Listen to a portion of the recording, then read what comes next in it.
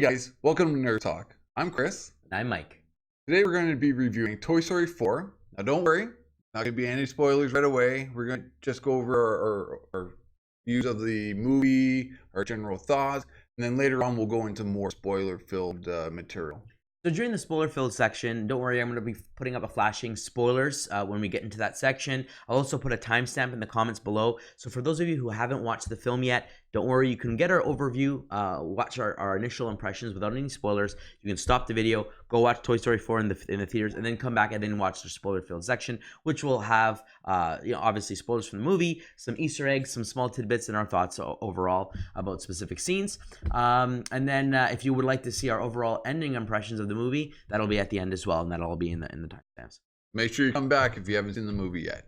Absolutely. So let's start off. What were your general thoughts on the movie? So overall, I can honestly say that going into the movie, I was a little bit, I don't know if apprehensive is the word, but I was a little bit nervous in the sense of, are they going to do this movie justice? The way they ended the trilogy, I thought was a very good ending. I was very, very happy with how they ended it. And I was like, as much as I love the Toy Story characters and how much I love growing up watching Toy Story 1, I was a little nervous that, this would somehow, take a turn for the worse for the series. But I can say that overall, I was very pleased with the overall movie, where it fits into the timeline, obviously, with the story of the toys and the character development that it had within. So overall, I was definitely more impressed after seeing the movie than when I was going in. Excellent.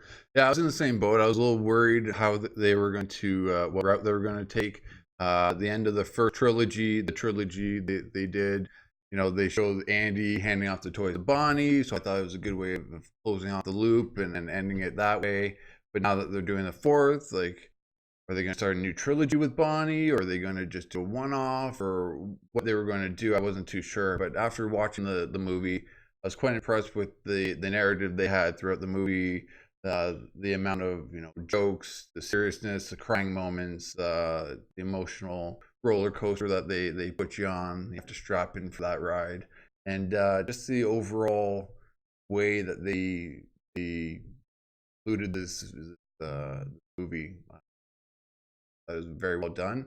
Pixar, I find, always has a good way of writing a story, making it interesting for adults and children, adding little tidbits and Easter eggs. They're always good at that as well. So they've always done a good job in their movies to include all these.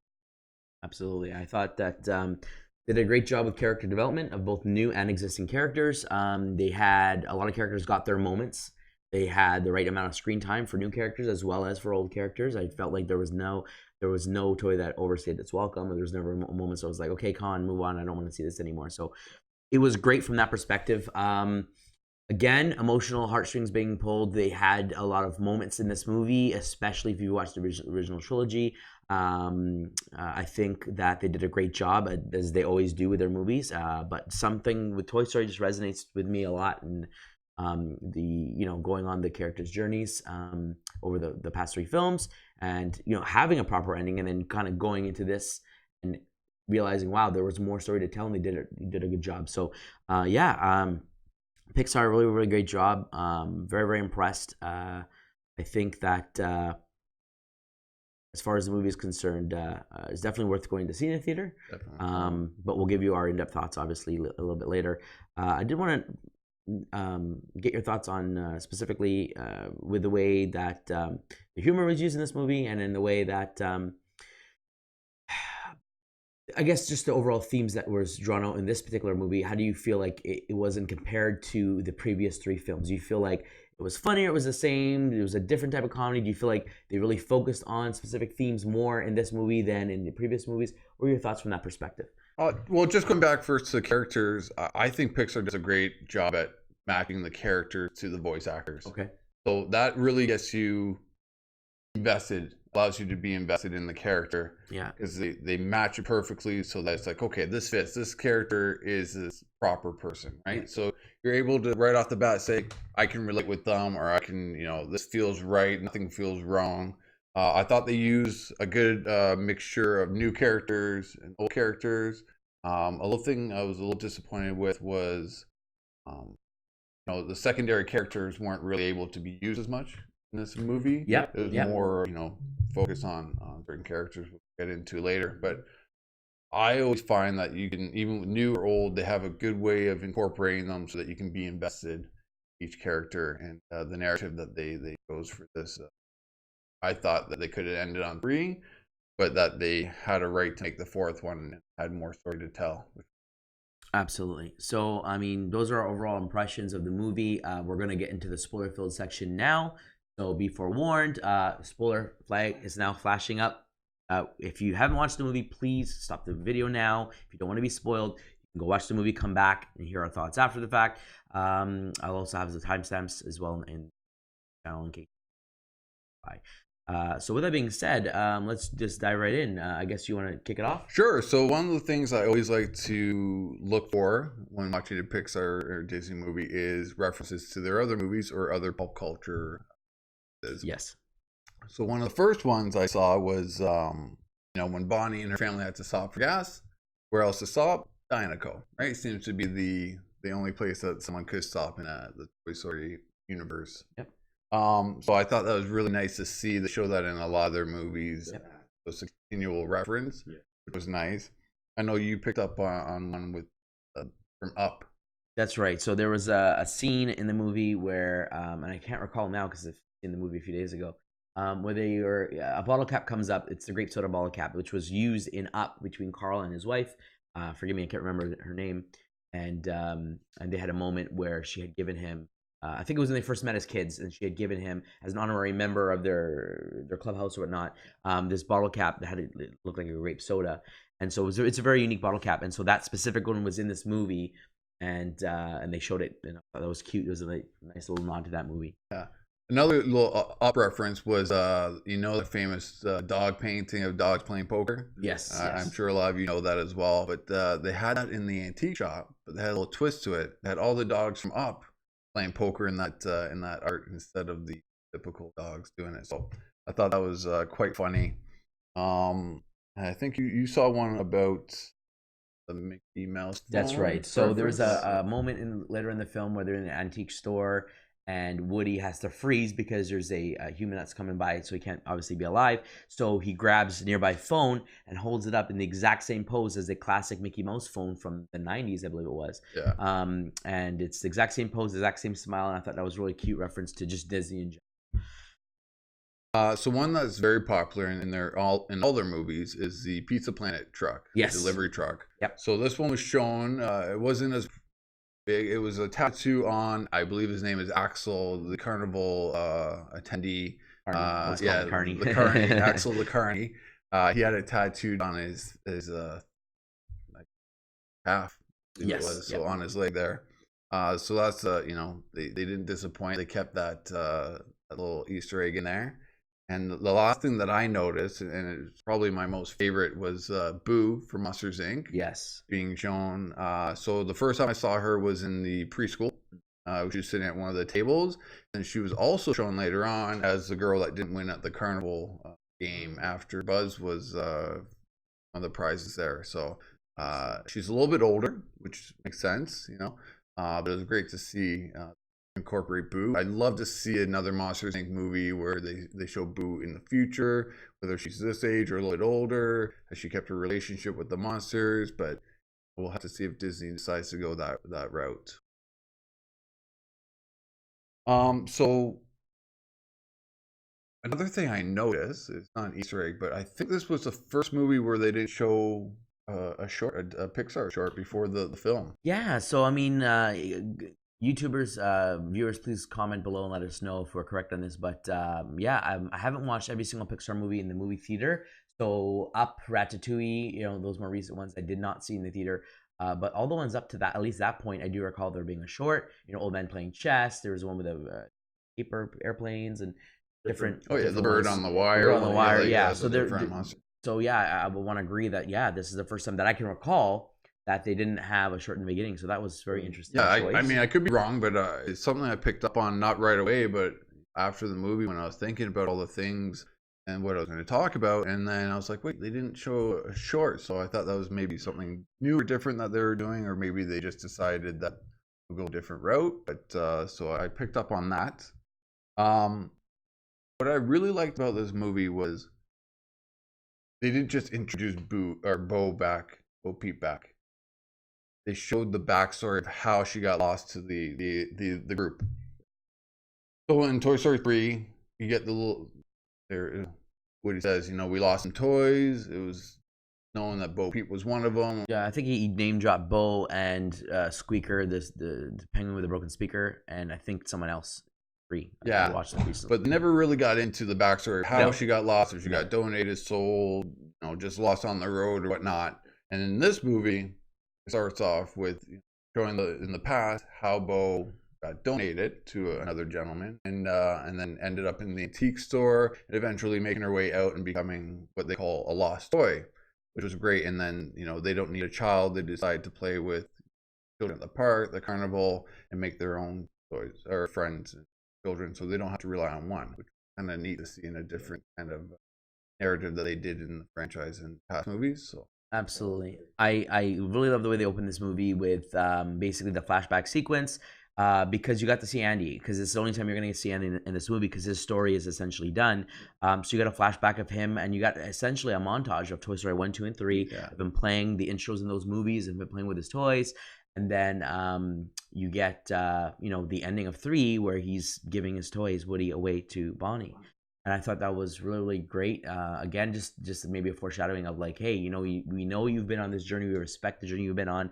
This is where we're going from here, kind of setting the tone for this movie. So I was like, wow, it was an excellent nostalgia flashback for us. So I enjoyed that opening. That they did really, really good, and how, especially with the animation nowadays compared to what it was then, seeing like the original scene redone and stuff, I thought it was really, really a nice nod for them. So it lets us know that Pixar understands that we're fans, and not only do they care about their products, but they understand how much the fans care about it and really want to put that much detail into whatever they do.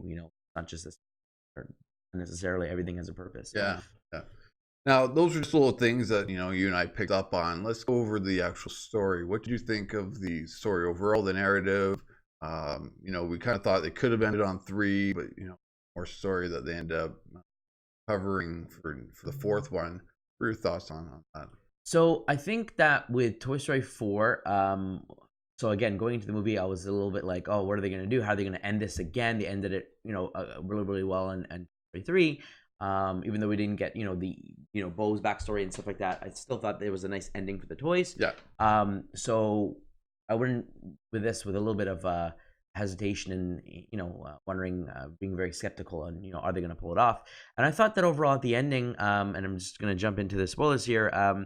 Woody and Buzz and all of them are essentially getting back together. There's lots of points in the movie where they get separated, but getting back together, and Woody's trying to finally realizes where this place is. So Bo Peep finally gets Bo Peep back to the original crew, and she says she's not going with them. Yeah. And so he's kind of like, why? Like, why would you not want to go with us? Like, we're finally back together. And I was like, no, what do you mean? Like, you finally got together, get all the toys back together, end it properly with all the toys together. And Bo Peep, lets him know that she's realized what her purpose is to be a lost toy and to play with multiple kids and that sort of thing. And so Woody, I guess, realizes, and she wants Woody to stay, and I guess he realizes after coming back to Buzz that I'm not meant to be with you guys. I'm meant to be with Bo. So he made a decision to go with Bo, and then I thought, well, that's great. They should be together, but at the same time, I don't want the toys separated. Like, how are they gonna, if they do decide to make another film, like you can't have it without Woody and you can't have it without Buzz, and this doesn't make sense. But they had a nice, beautiful line, a moment between Buzz and Woody, with the Buzz saying to infinity and Woody saying beyond. And it was just that moment. I was like, they both realized that, yes, this is our place. This is where we belong. We do have a purpose. That purpose has changed from the original movies to now. But I think it was a very strong message, knowing your place and knowing your worth and what you're supposed to be doing. Yeah. In your life as a toy, I guess. So I thought that it was great ending. I was satisfied at the end at how things ended up, especially with some mid-credit scenes of, I guess we'll call them the Lost Toys, but Woody and Bunny and Ducky and Bo Peep and stuff. Basically, their purpose is to make sure that they find kids for every single toy that was at the carnival, make sure every toy gets the experience that they did with having their child and whatnot. So I thought that was really, really touching. Very funny moments. So yeah, your question, how did I find the movie in the ending? I was satisfied. I was happy with the ending. They got me to tear up again, as they always do. And yeah, I don't think I could have seen it any other way, especially with this 4th movie. Yeah, I agree. Like the whole movie showed, you know, Woody not really being important to Bonnie. All the other toys were picked. He wasn't picked. Bonnie even took his sheriff badge and put it on Jesse. Yeah. So, you know, he was kind of trying to figure out what his purpose in Yes. his later life it was. With Andy, he was always a favorite. You know, all the others were kind of secondary, and now he is just stuck in the closet, not being played with, and he feels like his only venture that he can do is to make sure Forky is the most important thing to Bonnie. And I like that he realizes that he actually has more. It may not be with Bonnie, but with Bo Peep and the other lost toys, and he finds his new purpose. So it kind of ends off. Everyone finds their purpose, you know. Woody and the lost toys, they have their purpose of getting the carnival toys with the child, and you know, Buzz and Jesse and crew all still have Bonnie that supposed to look after and make sure they're her toys. Jesse, you know, now being the new sheriff, even goes to junior or kindergarten with her, and you know, introduces a new creature she created, Knifey, I believe it is. So Knifey and Forky get to go together and match up. Woody and Bo Peep Yep. have a match. Jesse and Buzz, you know, the Potato Heads all have. So everyone kind of pairs off for the most part. So they all, you know, it kind of concludes. Everyone has their purpose. Everyone has their partner. And kind of concludes that way, which was a nice way of wrapping it. Yeah, I thought the themes in this movie were very strong, all about purpose. What's your purpose? So, I mean, going for the original trilogy, Woody, it followed a lot more of the story of. I mean, Woody and Buzz were the main protagonists, but it really showcased Woody's story as far as his purpose with Andy being the favorite toy, adventures he went on. With the episode second movie with him with funding, I guess, the rest of the characters that belong in his era. His So selection, Jesse, Bullseye, yeah. and the Prospector, Yeah. and being a collectible, and what it means to be like, for them being a collectible, yeah, everyone gets to admire them. And he's like, well, it's not our job to be admired; it's our job to be played with. So the themes of his journey with Andy, and now, like you said, he's not only not the favorite, but he's not being picked to play with at all. He's being left in the closet, and so he's struggling to find what his purpose is, what his job is, in his life as a toy. And so that starts off with him trying to find out, how he can help Bonnie from the sidelines, going with her to kindergarten, as you mentioned. Yeah. And then his job, he makes it his job to help Forky cope with being a toy and not being trash. Even though you were built from trash, your purpose is not, you were made of this, or what you believe you think you're destined for something greater, and that your job as a toy can be anything. It's what you are to someone. So he feels that that's his job, and then Forky keeps trying to escape during the movie, and then there's a nice scene with them walking back along this highway, I think it was. Yeah. And they have this nice heart to heart where Forky finally realizes, his purpose, him being Bonnie's trash. What he loves about being trash is what Bonnie loves about Forky, specifically about being her toy. So he has that realization moment, and I believe Woody has a sort of moment to kind of realize that maybe there's some other purpose for him, that there's more than just being a single toy, and that kind of foreshadows throughout the movie, where we get introduced to an antagonist, Gabby, Gabby, who right. was a great antagonist with her and the Benson dolls, the freaky little Chucky looking scary dolls. They did a great job of keeping that very spooky and eerie, but then you realize that as much as she is a villain or antagonist, she really is just a toy looking for a kid. She didn't get that experience that Woody and Buzz and all these other toys got. Her dream is literally just to be loved by a child. And when you realize this, and her goal is at first is to steal Woody's voice box, because hers isn't working properly, and she feels that the reason why she hasn't been accepted is because she's broken. And if she can get herself fixed, that she'll be able to get that kid that she has her eyes on, and she'll be happy. And stuff happens in the movie, and we get to the point where Woody decides, again, he comes to a realization that, okay, well, he's not needed by Bonnie, but maybe he can help help Gabby find her child. Yeah. And maybe that's his purpose. So he willingly gives up his voice box, gets her fixed. The girl, finds Gabby, realizes, she works, whatever, and then drops her and basically says, yeah, I don't want you. And so she's rejected again. And that moment, seeing her in the box, Woody goes to see Gabby in the box, and she's lying down in a fetal position, but basically in a toy position, pretty much giving up on life. Like, I'm done. Like, I have no purpose. There's no reason for me to live.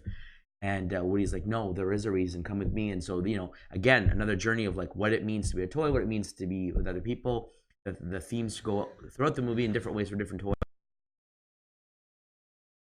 his job is to be a lost toy. It's not an embarrassment or a shame to be a lost toy. That there is a real purpose, and Bo helps him see that to what they decide to help other toys find kids and to just bring joy to everyone in whatever way possible, which is a great message.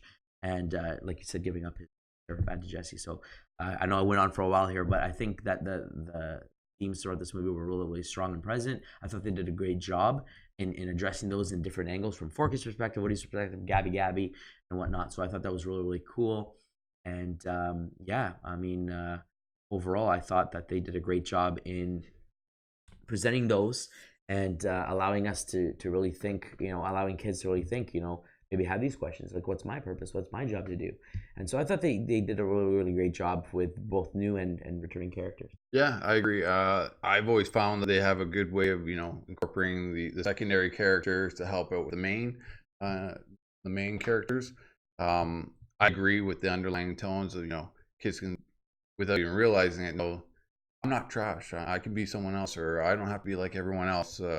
Just because someone has this goal in life doesn't mean I have to follow that, or I might be something better at something else. And don't let someone put you in a box and tell you this is your job. Exactly. You need to go out and discover what you're good at, and it can be anything. Exactly. So I love those underlines, so kids realize that without even knowing that that's what they're kind of learning.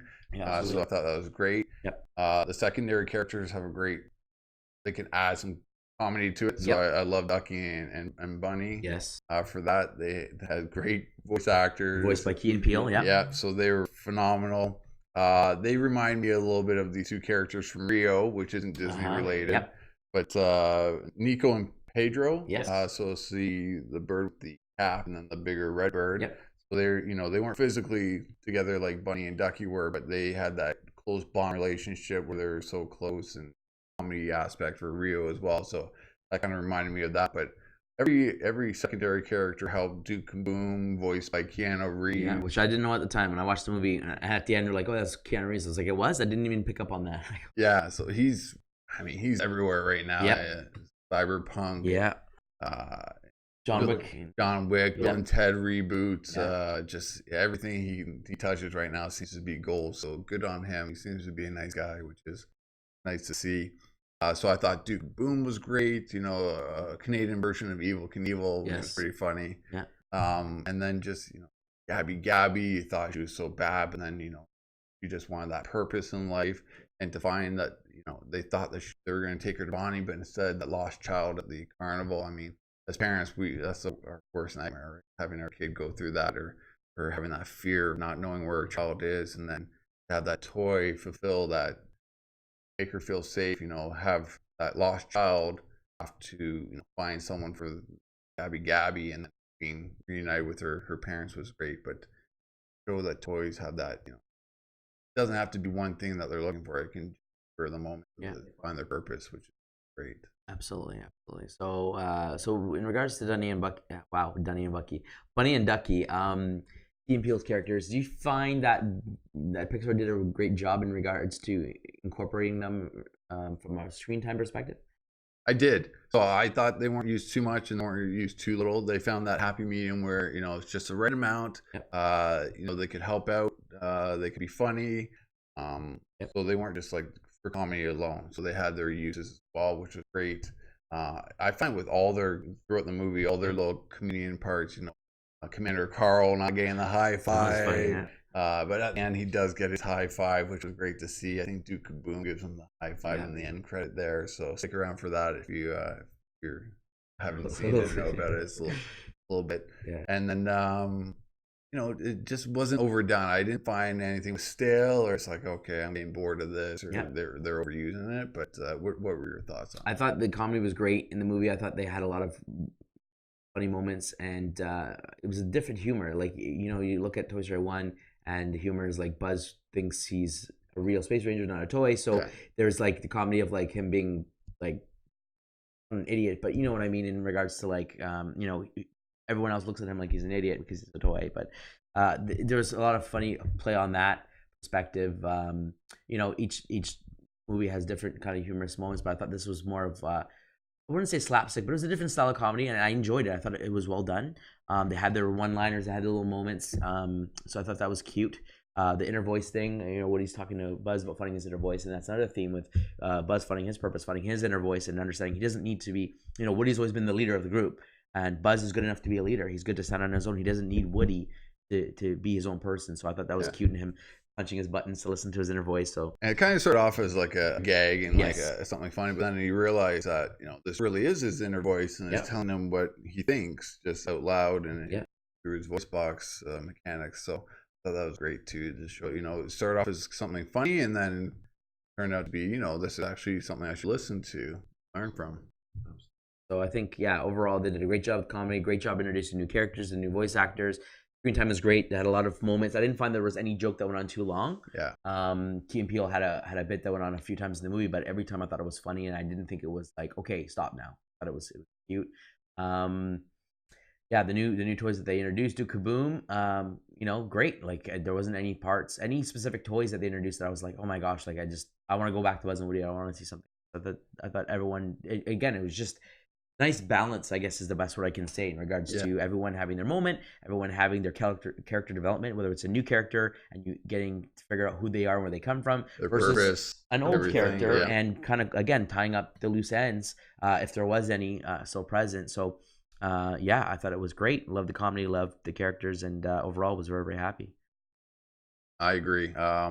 How would you rank this movie with the previous trilogy? I know it's a hard Okay, one. so we're gonna go through essentially our final impressions on the overall movie at this point. And I grew up loving Toy Story 1. It was my first Pixar movie. It's the first everyone's Pixar movie for the most part. It was their first movie that they did. But I always thought as a kid playing with toys that I always imagined that when I wasn't there or I was sleeping, that they were alive and that they were moving around. Sometimes you misplace a toy and you're like, I swear I just put it there. Where did it go? And you think, maybe, did he get up? Did he move? And walked away? Silly things like that when you're a child. And that movie, seeing that in reality, I just loved it. I was like, this is awesome. Like seeing the toys play with each other, but yet still being there for the kid. I thought was a great, awesome idea. And watching the sequels, enjoying the movies overall. I love the trilogy. So coming in and watching this movie, it's definitely not my favorite Toy Story movie. Toy Story 1 definitely has a place in my heart as my favorite Toy Story movie. But I think that both 3 and 4 are tied for second place strictly because they both have huge emotional moments. Moments for me personally that I teared up with, more than one time in 3 and more than one time in 4. They both had great endings. They both had great character development and great themes throughout. So at this point, I really can't pick one over the other. They're both at tied for 2, and then Toy Story 2 would be a very, very close third. Like the prospector bit and the collectible bit was a cute thing. The Toy Story, like Buzz finding his other versions and stuff like that, I thought was cute. But 3 and 4 resonate with me more. And the moments in that resonate with me more than Toy Story 2 did, and obviously 1, I just know the whole movie, by heart. But what are your thoughts? So I agree. Toy Story 1 is a classic. You can't go wrong with it. They introduced all the characters. It introduced you to the whole universe that they seem to all be interconnected with. I thought the story was fantastic. Really, Pixar has a great way of things that you thought as a kid, bringing it back up as an adult, but then having that twist where adults get it and kids get it, so it works for everyone. So I really love that. So number 1 is my favorite. And I had the same debate. 4 and 3 are like 2A, 2B for me, and I can't name which one is which. Hard. Right? So tied was second, and then the second movie I enjoyed a lot. I loved Rex playing the video game and then having it in real life kind of happen and stuff. And Zurg being like the Darth Vader figure and him being Buzz's father. I thought that was really cute in 2, but Zurg hasn't come up again. No. So that would be my third, but very close. So it's a great franchise, to be honest.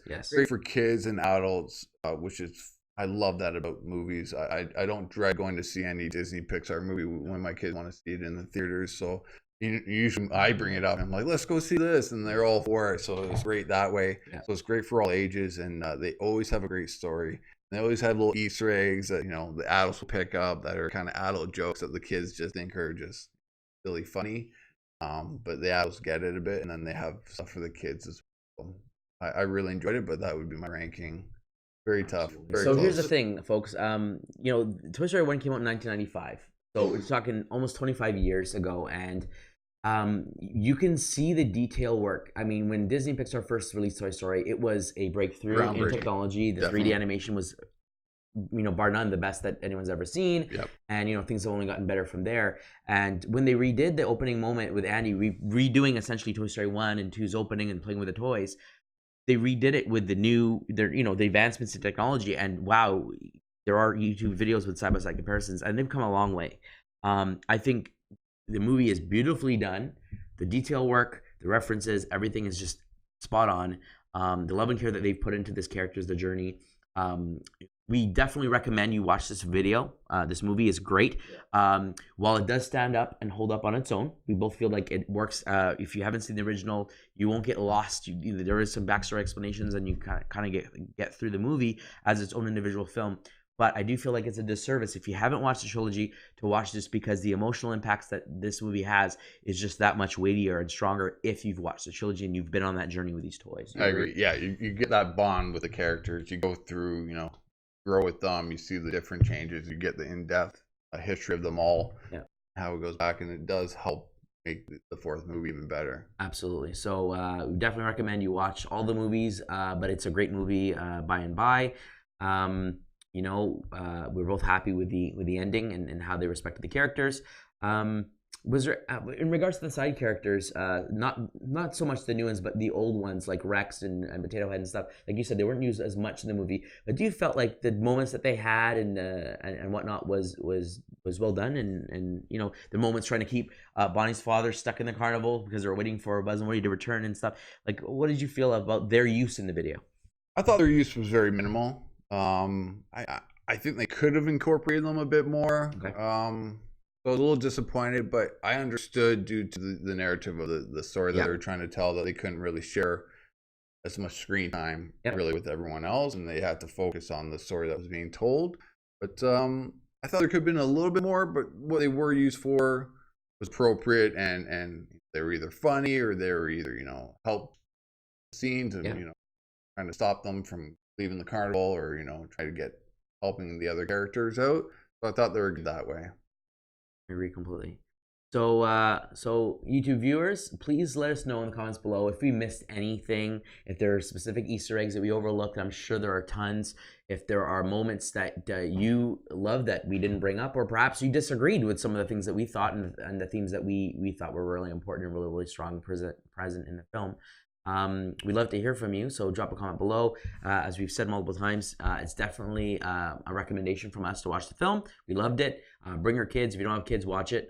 As a parent, as both parents, you get a different perspective on certain scenes in the movie. I don't think we touched upon Gabby and finding the lost child, which I thought was a very, very touching moment. As a parent, you never want to think of your kids alone, scared, crying because they can't find mommy and daddy. So that scene happens, and Gabby realizes, this is my moment to help and comfort a child, and that was really touching. To find this toy that basically gave up on life and says, "I'm not wanted, I'm trash." To like, oh, I'm actually able to get what I wanted by being there for someone. And I can help this little girl. Absolutely, go through a hard time. So many moments that just touch your heart. So, we definitely recommend you watch it. Leave a comment below if you agree or disagree with us.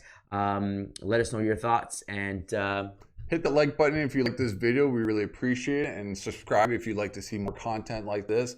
Also, leave comments or get in touch with us. We'd love to get your input on different videos to do, things you'd like to see us talk about.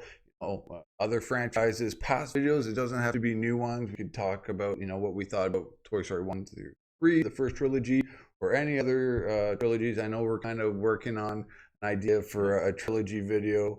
But we'll just tease you with that right now. Just leave you a little tempted. Right. And ultimately, here at Nerd Stock, we're trying to do one video every single week for you. So every Wednesday, we try to drop some new content for you. Sometimes you might get a second video in the week, depending on the topic that we're covering, if it's pertinent to get the information out. Our next movie review will be Spider-Man Far From Home. So we'll be doing that and try to get that out the week that it airs. So if it airs next week on Tuesday, July 2nd, I believe it airs. Right. We're going to try to have the video out by the end of that week. That's our goal. But otherwise, a new video every single Wednesday. And we'd love to hear from you. So thank you so much for watching us. Thank you so much for liking us. And as always, stay nerdy.